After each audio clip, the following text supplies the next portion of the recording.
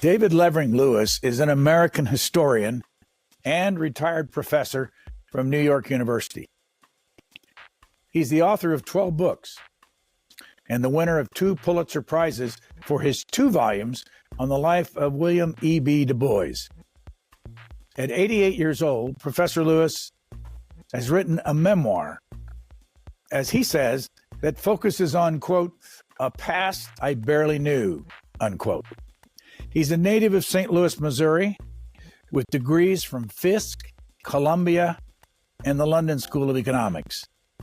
The title of Professor Lewis's latest book is The Stained Glass Window, A Family History as the American Story, 1790 to 1958. In his prologue, he writes, quote, Africans in America had been both unique victims and unimpeachable critics of a nation corrupted at its inception by a political economy anchored to slavery. David Levering Lewis, at the very end of your book, I'm going to read a little bit of this because I want you to fill in the blanks. Yes. In that same year, when Father brought me along to drive to his birthplace in, is it Schley County? It is, yes. Schley County, Georgia, for the naming of the eponymous John H. Lewis High School, we experienced with a sad, polite restraint another example of the white South's bait and switch response to the Warren Court's admonitions. Tell us about that trip with your dad. You say it went for 4 July hours. Yes. I was not aware of the full significance of that visit with my father. He certainly was. And what I realized later was that the building of this school, after some many, many decades of resistance to the demands of the local people, was really an equity school, a term that soon made sense to me. And that was that instead of fulfilling the ambitions of the 9 justices to integrate fully public education in the United States, the South had, in fact, appropriated huge sums of money for substandard and unequal institutions that were brand new. And so my father's school, the John H. Lewis High School, was such an institution. And my father appreciated this, and that's why I remembered then his rather polite but desire to finish that ceremony of appreciation and leave. And as we did, he told me a bit about his origins, but he had concealed from me. That is to say, coming from Schley County, next door, curiously enough, to Plains County, Georgia, he had transcended that, as it were, in his own mind for so many years. But then he told me that his sisters had sacrificed so long and valiantly that their brothers, John and Smith, could have a higher education and succeed as they hoped they would. What year would that have been? That would have been 1958. What were you doing then? I was on leave, as it were, from graduate studies there in Atlanta with my parents. And I was shortly going to sail on a boat, a student ship, to England to continue my studies as a historian. So give us that moment, and I know you write about it in the book, when you decided to write this book some 10 years ago. Yes. My family, my mother's people, were devoted to the First Congregational Church in Atlanta. It is still there on the National Register. It is a church that had a very significant history in that as Sherman passed through Atlanta, he was followed by what we would describe as the Peace Corps of that era. Yankees from Yale and Harvard and other schools who came to uplift the newly freed people of color. And there in Atlanta, I think on Jenkins Street, in the old Confederate commissary, was established an educational institution that would, in time, evolve to be the first Congregational church and the Atlanta University, both institutions imbibing the values of the Yankee North, the discipline, the ambition to succeed, and a real belief in the possibility of some kind of a racial comity in their region.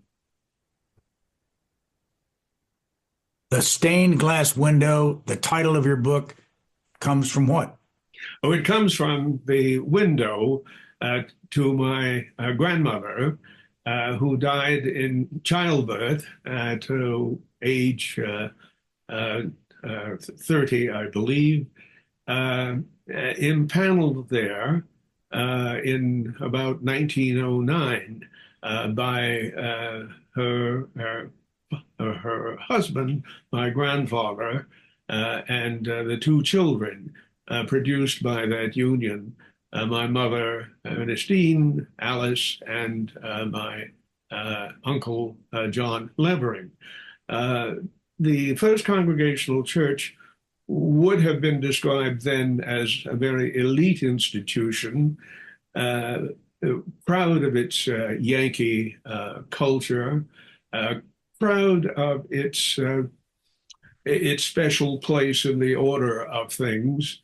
And yet, I knew very little about that institution. I grew up in the North, but frequently my mother and I, attended services there. And after a period of some success professionally, I had lost a partner of some 30 years, a woman I deeply loved. And I was in a kind of reflective mood, catching a breath, and I was then in Atlanta. And I saw that stained glass window, and I said, I don't know much about her origins at all. Let me find out about them. And that's when I began that commitment to explore a family past that was murky, and contained, as I found, a number of surprises. Let me ask you about the three places that you were educated and give us just something that, that impacted you at those three places. I know you went to Michigan Law School for a semester. I laugh only because I went for 3 days years and years ago. So it hit a nerve when I read this. But Fisk, what was Fisk to you?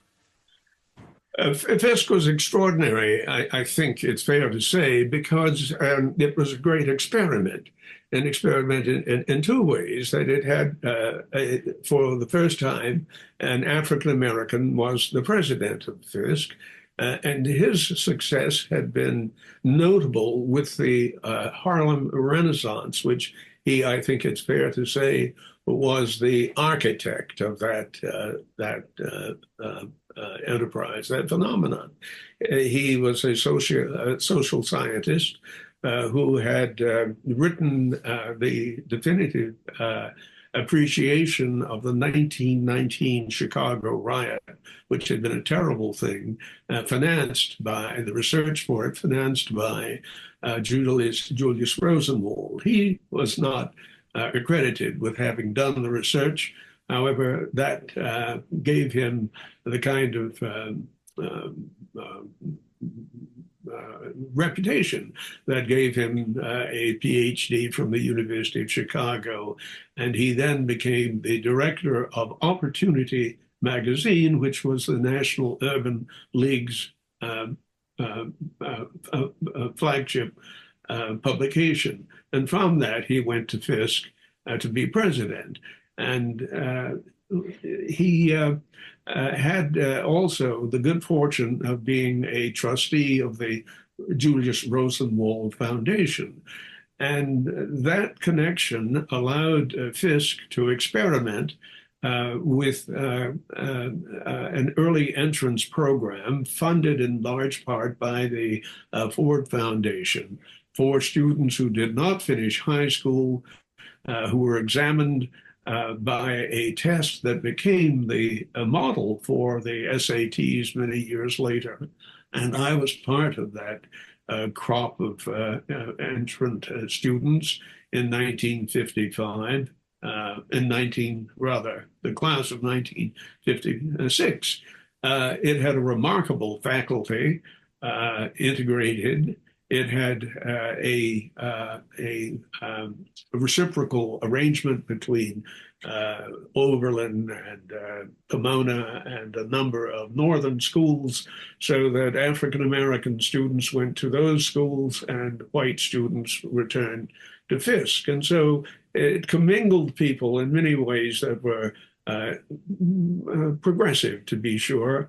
And the faculty was quite exceptional.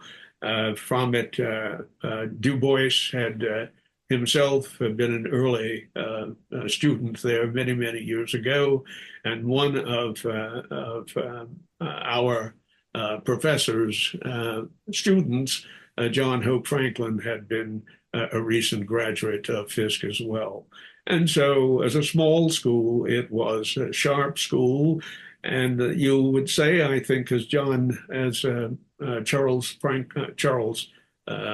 Spurgeon Johnson used to say, we are not separate and unequal, we are separate and superior. And so we had very much that ethos in our minds as we graduated.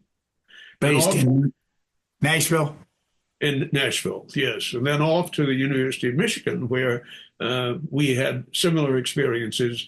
And I discovered that I could be of more use, I thought, to myself as a historian. And so I left after a brief but successful semester and went to Columbia. What about Columbia? What'd you learn there? Well, Columbia had a pretty good history department, for sure. I did not meet one of the most noted because he was in England at the time, but we had the biographer of Thomas Jefferson there, who was leaving, Dumas Malone. We had the historian who was the master of the Spanish Empire and others. But I got there, I should say, by grace of the FAS Dean of Columbia, Jacques Barzin. And I arrived by bus and strode to the campus and introduced myself to Dean Barzin's secretary and said, I've come here and I don't have any resources, but I think I can match the needs of the school. And she vanished and she returned and she said, Dean Barzin will see you. I entered and I repeated my ambition. He must have been quite amused by my self-confidence. And he said, well, I tell you what, if you're so good, there is a fellowship that if you succeed within a rapid period of time, it will be forgiven. And so off I went to classes, and I did not have to repay that fellowship, I'm happy to say. How close did you come to winning a Rhodes Scholarship? Closer than I knew at the time. I was one of three Fisk graduates who decided, or about to graduate, who decided to contest for the fellowship. One was a dear friend from New York who presented himself there. And then I and a fellow Georgian presented ourselves in Atlanta to the Rhodes Committee. We were graciously received, respectfully listened to, and declined politely. But I learned later that one of the gentlemen had phoned my father to say, well, you know, they were pretty impressive, and we just might have made one of them a Rhodes Scholar. And I learned then from my father that I had had a close enough call to please him, if not to succeed. In your book, you have a kind of just a small expression, and I want you to clear this up for me. You talked about your Mensa competitors at Fisk, and it led me to want to ask you, are you Mensa? I don't think so. I had a pretty good IQ, but they really were quite formidable. There were about 30 of us, divided almost equally sexually, in separate housing in those days. They were really top notch, and I was probably a little less equipped for the demands of Fisk than they were. They had passed these exams that, as I say, became the basis for the SATs. I think I did not. And I think that my parents said, well, let's reach out to the registrar and see if they might, since you'll be paying, you might be admitted. And that was the result of the application. As time went on, though, a lot of their smarts shed it on me. So I think at the end we were all equally prepared for the world. Let's do a quick, before we go to London, a quick runaround with your family. How many different places did you live in, different towns and cities, as you were growing up? From Little Rock, Arkansas, where I was born, we moved to Ohio, Wilberforce, Ohio. From there, we moved, counter-migrated, as it were, to Atlanta, where my dad ran the Methodist school there, Morris Brown College, or Morris Brown University, as it then called itself. And then we returned to actually, I got the sequence a little bit wrong. We went from Little Rock to Wilberforce, and then from Wilberforce to Atlanta. And then I left and spent time abroad. Your mother, what was she like? She was a mathematician, very good at that. She headed the Department of Math at Booker T. Washington High. And there is a story about its building that is significant, I think. Marriage took her to Little Rock, where my father ran Dunbar High School, which was another Rosenwald product. However, it turned out to be rather more progressive than many of the others were. And there he and we lived until my father defended the faculty of Dunbar, represented by the young Thurgood Marshall.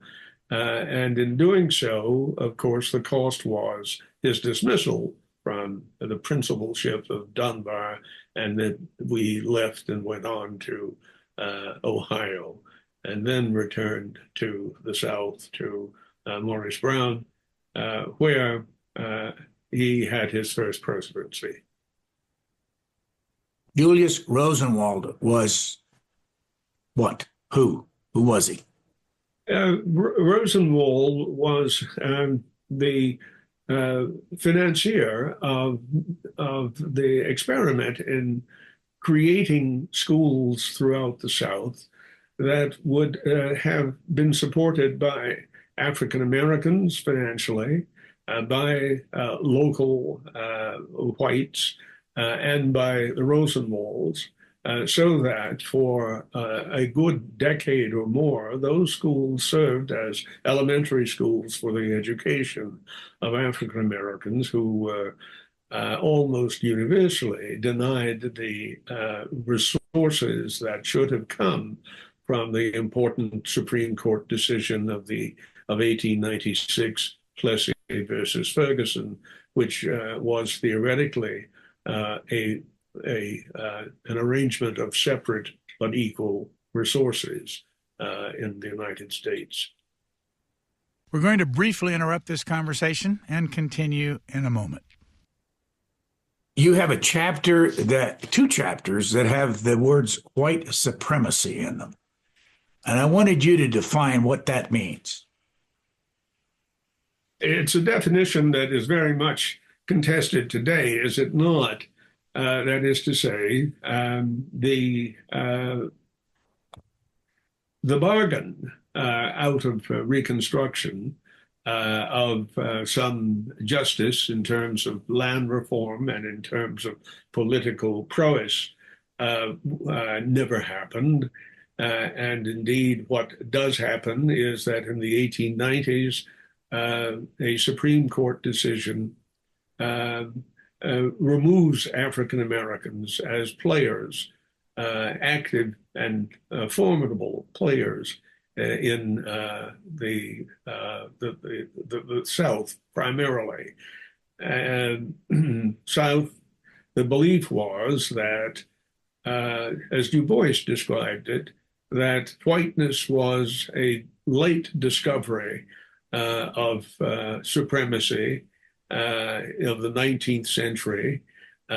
Before that time, there had been a kind of meld of people historically, but now in the 1890s, given a kind of zero-sum contestation between blacks and whites, there was only one outcome that was favored politically and economically, and that was what has been called white supremacy, or what I guess we would call today the malappropriation of all the resources that could have been linchpins for success.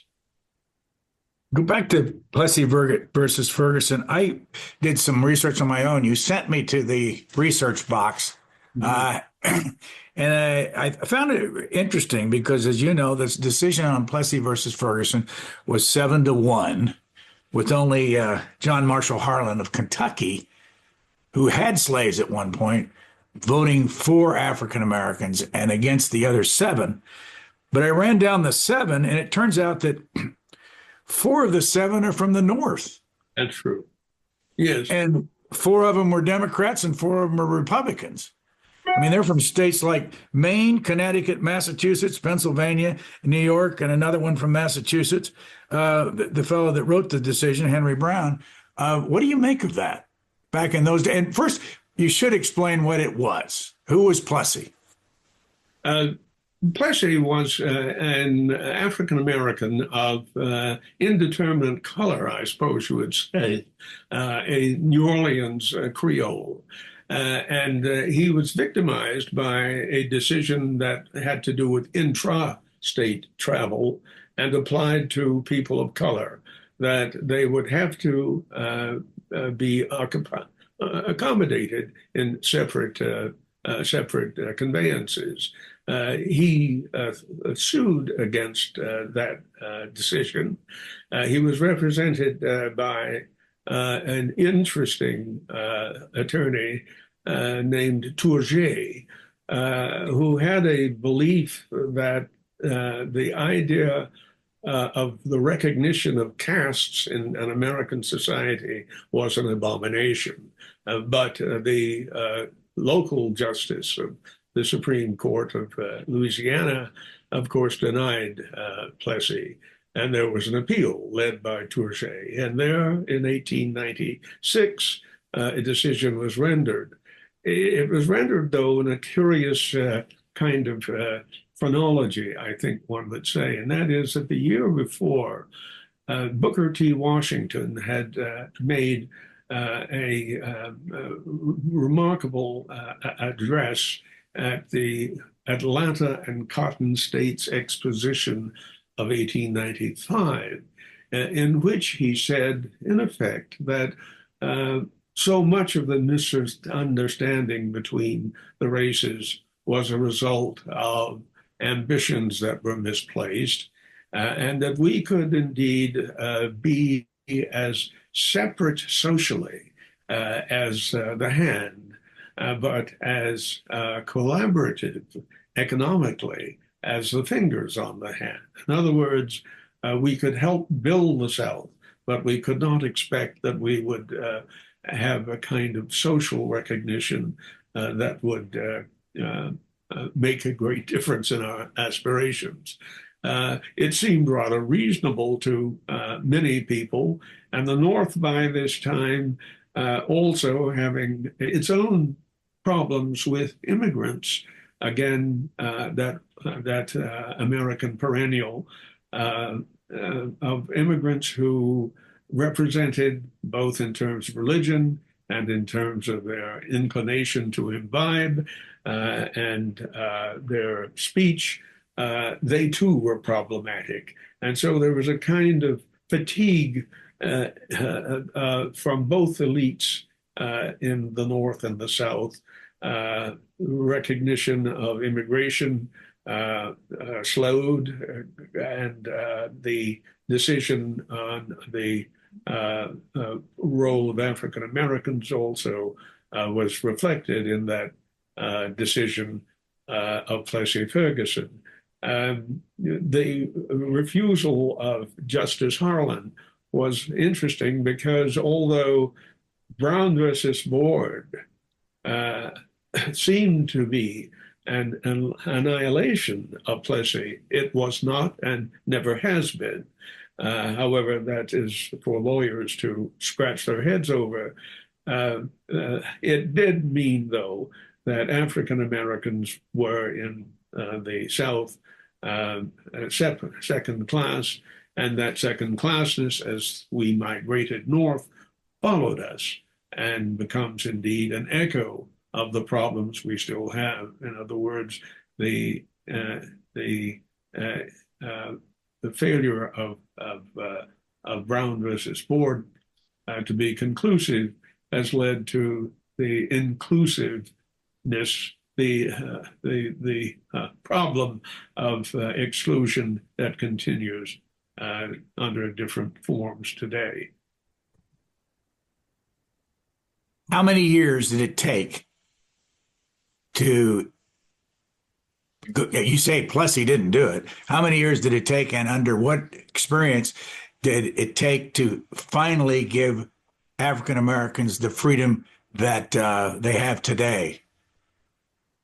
I think it's still a hard bargain in which, for various reasons, I suppose the zero-sumness is still so much a part of the American mentality. That is to say, when people come, they threaten to head to the top of the line and use resources that are needed for older Americans. With African Americans, the denial of resources in terms of housing and in terms of employment has been crucial in an inability to reverse long grievances that can be called the failure to repair these damages, or to enable through voting rights that really are meaningful, an advance that results in something like a playing field that is equal. How do you explain that you have won 2 Pulitzer Prizes, you've got a PhD, you've written 12 books? Basically, it's easy for me to say you've been a big success and you're an African American. How did that work out for you? It would be a mistake, I think, to represent myself as an exception that is particularly meaningful. It's aspirational, I suppose you would say. And the point is, I think, that what I hoped to make clear was that the history is so contingent in terms of color, who is white, who is black, who's intermediate, who is actually fulfilling the promise, and why not, that you see that history is a not self-fulfilling prophecy, that indeed what I had wanted to do was to take 4 units of my own genealogy, as it were, of white, of intermediate, and of African American and black, and to wrap the history of the country from 1790 to 1958, when my father passed, around those units of my past, and to follow the ups and downs and successes and the explanations for the ups and downs of those successes as a large tapestry of ambition and restraint and limitations, and also success. In other words, it could be appreciated as the story of elite experiences. The important thing is, though, that for every David Lewis, there should be many more David Lewises, and we have many more David Lewises. And we recently came very close, it seemed, through the election of 2024, of going past many of the sticking points, the limitations, into an experience of really embracing difference, enhancing opportunity, and recognizing that the problems that face this country, for reasons of climate and reasons of race and reasons of economics and reasons of capitalism, are going to become so chronically unmalleable that we either will have an experience that is a terrible failure, or one that instigates a kind of breakthrough that gives us the democracy that we aspire to. On page about 164, you discuss something called a single drop of African blood. I want you to explain that. And is there a situation in your own family where people were part black, part white? Well, in fact, the stained glass window attempted to shift the fundamentals of our national story by retelling that story across the lives of 4 of my own family units. 2 of them white, the Kings and the Belvins of Georgia, and the third, the free and colored, the Bells, who were in fact people who had never experienced slavery in their own bodies and lives. The fourth, and up from slavery success, the Lewises. And the intended success of the book, well, I hope, is that it wraps the lives of these Kings and Belvins and Bells and Lewises around almost 200 years of North American history, this book then is an exceptional book, not only or not merely in that, it explains macro history as family history. It's unique, I hope, in that the author tells 4 stories about his own origins within the folds of the antebellum slavery project, and then of the long national, separate but equal aftermath, whose inclusive end has guaranteed the inclusive national present. And so inevitably, I have to talk about myself in ways that make me blush, but I wanted to make a larger point about immigration, about success, about failure, about the opportunities denied and the opportunities grasped as well. On that same page, you write about Andrew Johnson, and you say Andrew Johnson's Negrophobia channeled the historical rage of the majority of non-slaveholding whites whose legal status, cash value, military service, political impotence, educational deprivation, occupational options, and patrol duties had been subordinated by an oligarchy in which they found themselves disdained by enslaved black workers who answered only to their masters. The cash value of poor whites explains so much the response in post Civil War America. And so that's a pretty gruesome retinue of things denied. But in a situation in which there was no public education allocation in the slave South, in which, in fact, patrol duties were good work, in which, of course, the control of the economy and the production of the sugar and the cotton that made the South so enormously rich, they had no part in.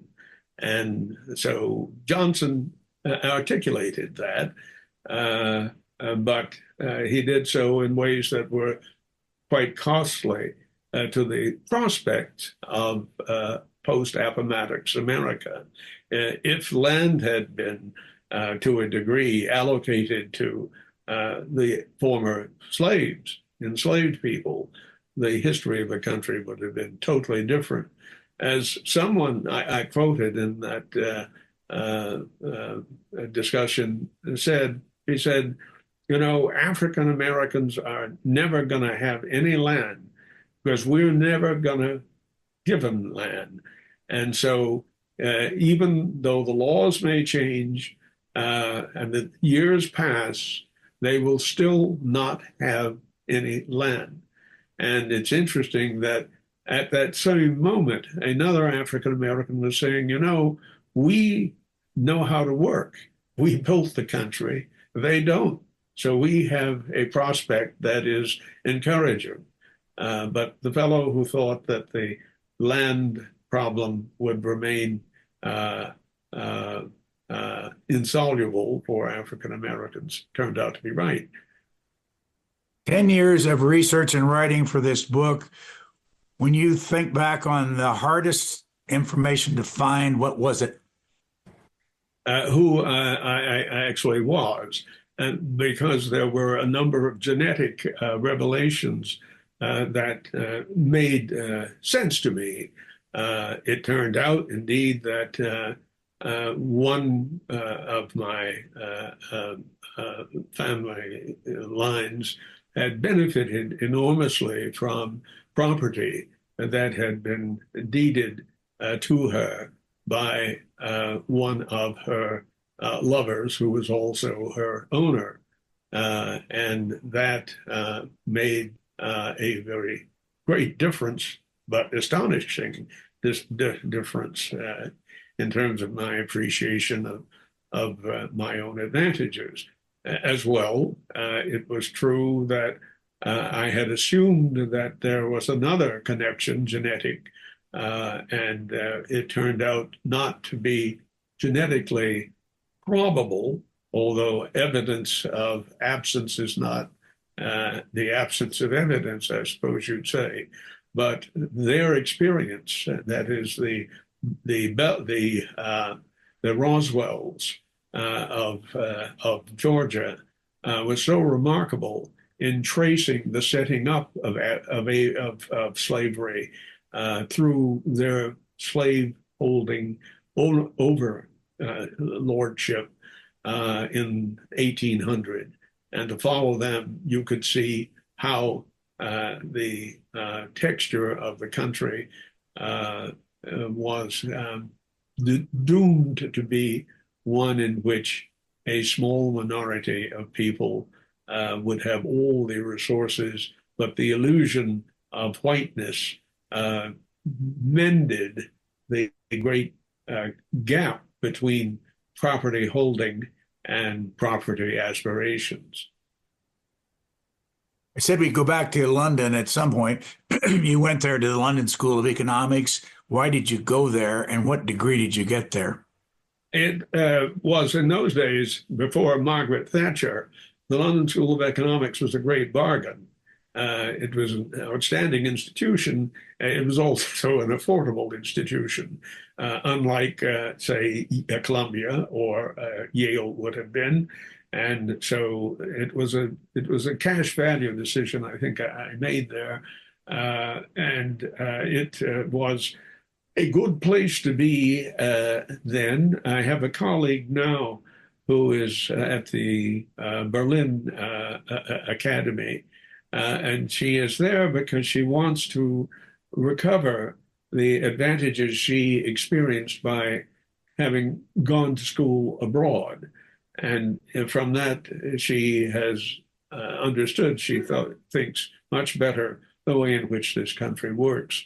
And I think I had that same advantage and perspective that was useful, and it was also affordable. Did you get your PhD there? I did get the PhD. Got it both there, but I got a PhD that was on a French topic, and so that enabled me quite properly to reside both in London and in Paris, and to go back and forth for tutorials and to watch Europe come to grips with colonialism, as in France, the Algerian problem was a spectacle of great interest to me. We'll be right back. I'm going to assume this, and I may be dead wrong, because you're very light-skinned.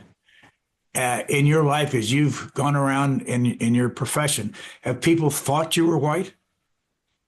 When I was younger, I think that often happened. Yes, but in my mind, I was quite clear of who I was and what I was.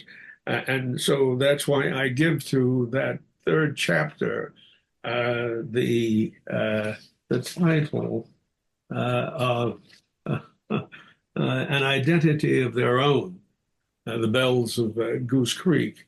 There is an advantage, I suppose there was, and that time is rapidly being a memory, when a certain tincture gave perhaps an opportunity for leadership roles and that sort of thing.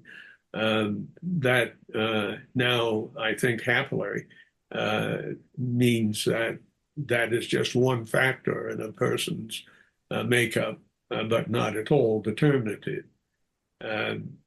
No, I suppose you could imagine a Malcolm X going to Mecca and realizing that really the idea of the deviltry ascribed to white people was, in fact, if not inaccurate, not a good analysis.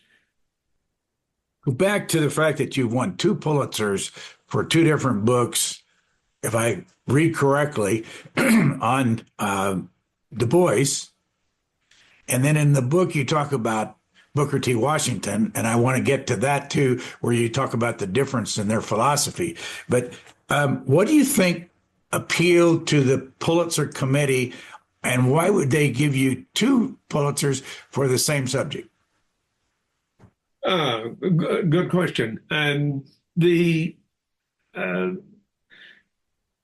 many people asked why I had chosen the life and times of W.E.B. Du Bois.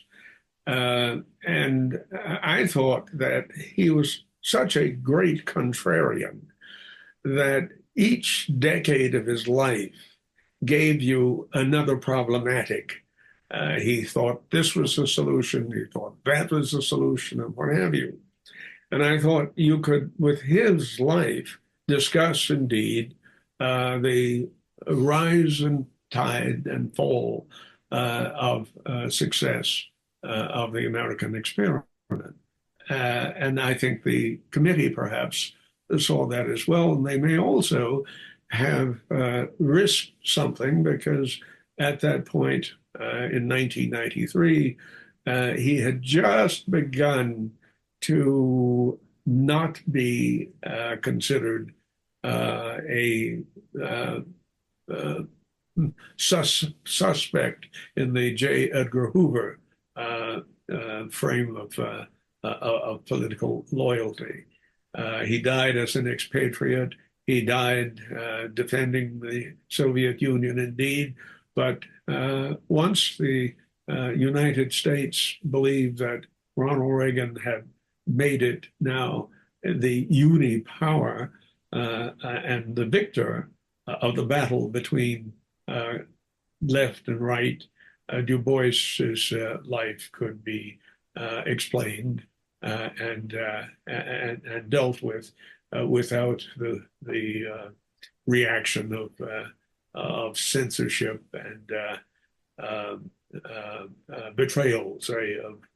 He was, in fact, in many ways, the most loyal of Americans, and it was the failure of his country's ideals in operation that distressed him so greatly that he sought other ways of forcing it to abide by its original soi-disant original promise. When did you meet him? When did you meet him?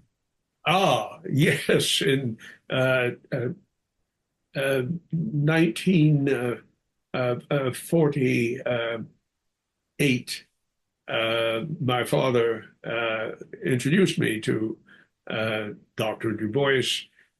Both were members of a male sorority, a male fraternity, and a distinguished organization of professional African Americans. And Du Bois had come to address this group of very distinguished families. And there he had spoken about the lack of the fulfillment of the ideals of the talented 10th that he had so famously in his youth described. And he had said that he had thought that those who are owed so much obligations also match them. And he felt that the group had become self-serving, arrogant, elitist, and what have you. And he left. He stunned the assembly. He then campaigned with Henry Wallace into the South for his Progressive Party and puzzled many African Americans who misunderstood the arc of his evolution towards an increasing radicalism and anti-capitalism. Who were the talented 10th? They were a small group of African Americans whose advantages were critical to the possibility and their prospects of having an influence in a very divided society. College graduates, for the most part, businessmen who had achieved, thinkers who had published, and so on. They tended to be Northerners rather than Southerners, and a battle between the talented 10th and the people who subscribed to Booker T. Washington's social paradigm. Those battles were ferocious for many years. What was the difference? I mean, Booker T. Washington, president of Tuskegee, vocal. What's the difference between the two of them? And what's the difference? And did Booker T. Washington stand for that was different from William E.B. Du Bois? Oh, I suppose if you simplified it really to the disgrace of both groups, you would say that Washington said vocational education is the solution. And these people said, no, you must have people who can be doctors and lawyers and scientists and philosophers. And so reduced to those simple antinomies, you get a great battle between people. My father, I think, for example, was unusual in that he found himself attracted to an understanding and comprehensive of Booker T. Washington's pragmatism, while at the same time, with his access to the General Education Board, which was the Rockefeller funded institution that financed American higher education, he also had a mitigating view of its benefits as well. You mentioned earlier your father being president of Morris Brown in Atlanta. And of course, there's well-known schools like Morehouse and Spelman and Clark Atlanta, all in that same area down there. But what happened to Morris Brown when they had to shut down back in 2002? Well, that is not part of my story. My father dies in 1958, hoping and successfully that the school achieves everything that he had hoped. But going along, other things happen, and I leave that to educational scholars to explain. It is true, however, that the great success of Spelman, the great success of Morehouse, the great success of Clark, and Atlanta University itself are marvelous achievements. And show that even within the fold of separate equality or Plessy-Ferguson until the 1950s, that success was possible. And that was, I guess, one of the takeaways of the stained glass window, because we think of history as finally becoming vibrant in the 1960s, when change does happen. But the question is, what happened in all those years? Not a total of failure, certainly, when African Americans with their own institutions and their own determination kept the group from total disaster and immiseration. As you know, because you talk about it in the book, there was a thing called the Southern Manifesto, which was a criticism by a group of some 90 members of Congress, 19 senators, after the Board of Education was passed. And this is off topic, but I just wanted to ask you, because we've just lived through this whole series of different monuments being torn down and all that Carl Vinson, who signed the Southern Manifesto criticizing the board decision, has an aircraft carrier named after him.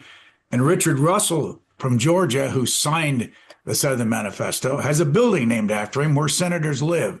What do you think of that? And I think reviewing that nomenclature is appropriate for sure. Uh, I was in at South Carolina at the time of the terrible massacre of worshipers of the African American church. And what was to be applauded was that the then governor, Nikki Haley, removed the emblems of Confederate supremacy, relocated them. And that was a very positive thing. And one thought that she would indeed perhaps be part of a wave of reconsideration of military posts, all being ascribed the names of Confederate warriors. And I suppose that that momentum continues, although we now are in an inflection point unknown to us, in which immigration again becomes the great debate, and capitalism becomes the only way to run a society in which indeed the old Smoot-Hawley tariffs of the 1930s that created the Great Depression are now possible as prospects of tariffs uneconomically ascribed to and imposed upon a number of countries. So the more that history requires us to study it and understand it, the more willing many of us are in resistance to, say, critical race theory, whatever that is, or the 1619 Project, whatever that is, to turn their visions away because the cost of gasoline and the promise of change are things that lack their sufficient appeal. And so the possibility of the continuation of some of the wise decisions made by the present administration are at risk, and we'll see when the consequences of ignoring those changes bite us in the behind so deeply that we have to reconsider. Couple of quick questions before we close it down. Are you going to write any more books? I don't think so. I walked out of the country in 1958 to do things. I've come back, and I hope that it's a good read. I hope that it has a message that can be contemplated.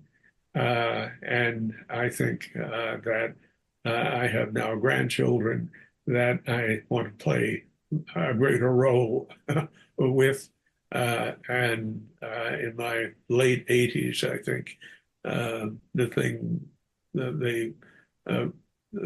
span of life is sunsetting.